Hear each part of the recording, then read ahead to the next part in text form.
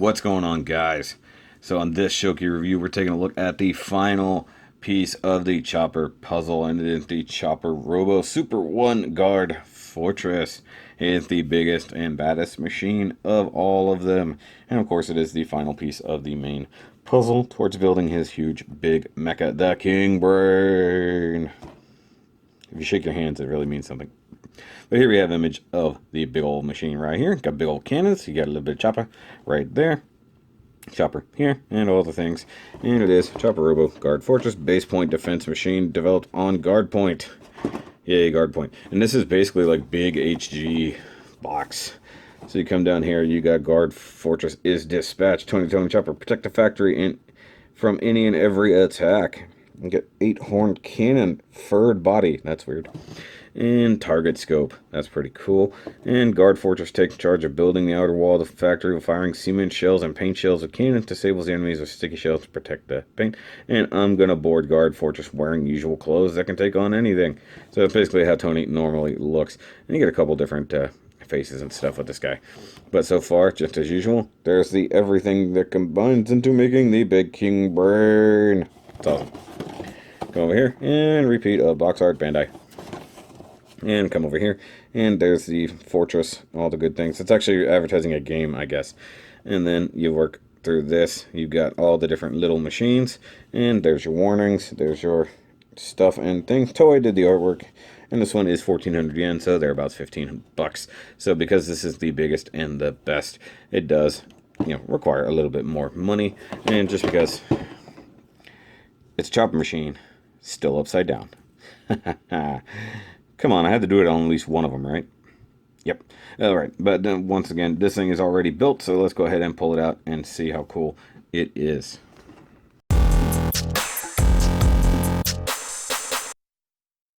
All right, guys, now we have the Guard Fortress out here, and it is really big in comparison to everything else. I mean, this thing is huge. I mean, if you want a comparison, there it is next to Master Grade Sandrock. I mean, that is nearly as big. And this is essentially an HG style or sized figure. So, I mean, it's pretty big. And it's mostly a giant shell of a thing. And, of course, you do get... Oops, I'm dropping things. You get your little Tony Chopper. This is his normal look, his normal stripy thing, backpack, his hat with the X on it, little mouth, whatever his weird hat is. You got his antlers and a blue backpack. This will look very, very familiar, as you guys will see coming up. So we'll set this figure away. It's actually one of the better looking ones. David did a good job on that one. Now, the whole actual machine is a big old thing. You got giant cannons on one side, 4 big wheels underneath that don't roll, but you do get the X-style wheel covers. Actually, he's got a random sticker falling off here. I don't even know what that's from.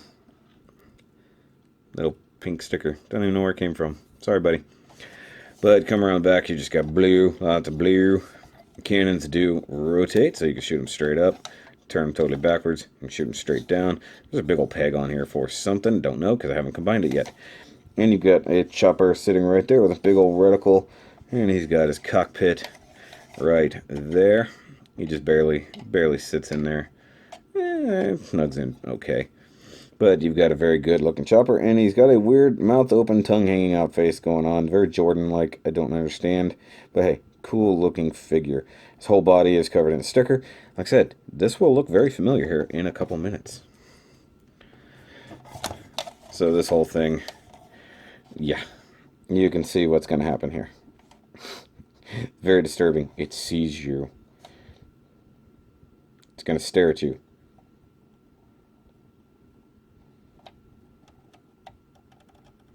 Okay, so let's go ahead and try to get this thing into combine mode, which isn't too hard. Basically, you want to grab that, yoink it out of there, and pull off the horn cannons, I guess. I don't know why it tells you to pull them off, but you can shut this and then slide it up. Got a little sliding gimmick there. Go ahead and pull the wheels off and just move them back one step. Not a big deal. And then you take this whole thing and flip it up, and then flip these back down. So basically that's what you get. And then you want to plug these back on. I don't know why you removed them, honestly. They're fine where they were. Just do it like that. Very simple. Oh, sorry, I forgot about the reticle. This is pretty neat. Oh, by the way, David painted this silver. I don't know if it was totally clear, but judging by looking at it, I bet it was. So that's the engraved side, so I want it over here. You can actually, hold on, this has to be out, like so. And you plug it right in. Plug it right in. Nope, actually it goes this way. Okay. Just like that. So really, these want to come out. And you can put it on either side. There's a hole on either side. And you got a big open mouth version of a giant Tony head. Sorry, I forgot to rotate this one back. So giant Tony weapony head like so. And like I said, there is a full-on combined mode for this. And so we're going to set this to the back.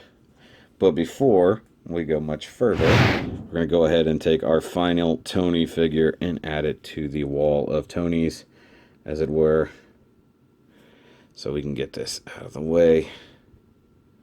And there we go. That looks pretty good. Let's take a picture. Yay. All right, let's get this out of the way, and we're going to go ahead and make that king brain happen.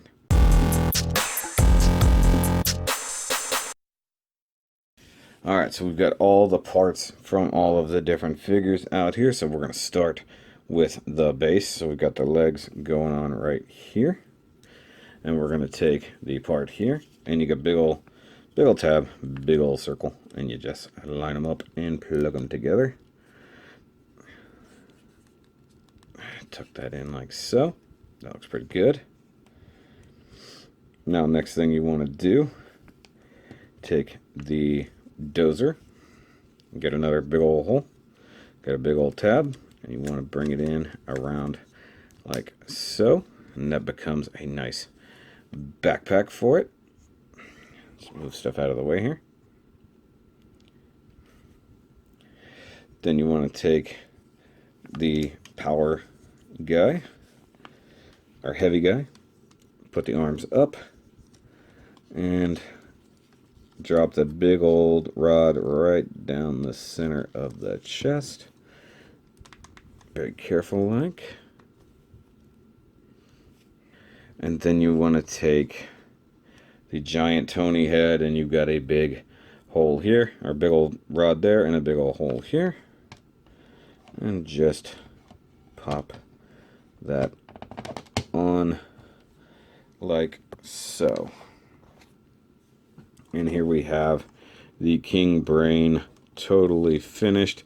And you can do a couple things to tidy things up. So you can either leave this like so, or if you're so inclined, you can pull that up all the way and make it more like backpack straps.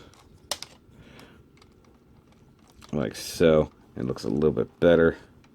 Turn the feet out, and it looks really, really cool. Now, one thing that sort of sucks about it, you got a big old drill, and you got a big old hammer, and as far as I can tell, there's nowhere to really put it. But I think that they might have to do with these. I could be wrong. No? I could have sworn I saw somewhere where these went whenever I was taking all this apart. I don't remember, because David didn't even have the head back here attached properly, but I know that these were definitely attached to something. I just don't know where, but nowhere in the instructions does it say where these can go. And of course you could still use these things to help attack with, I guess. And it would be cool though if, oh well, that works. That totally goes right up inside there, but I don't think that's necessarily what it's for. Or there we go.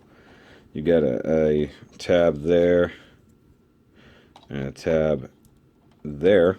So actually you can put the weapons behind the head.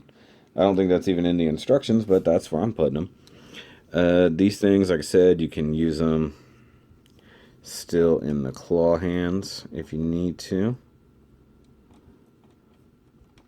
So you can still throw some big sticks around. The thing is really, really cool, though. I mean, I like the design. It still has the same articulation, so you've got the arms that still move, and now they totally scale to something that makes sense. The head can rotate a little bit, I think. Maybe not. We'll see.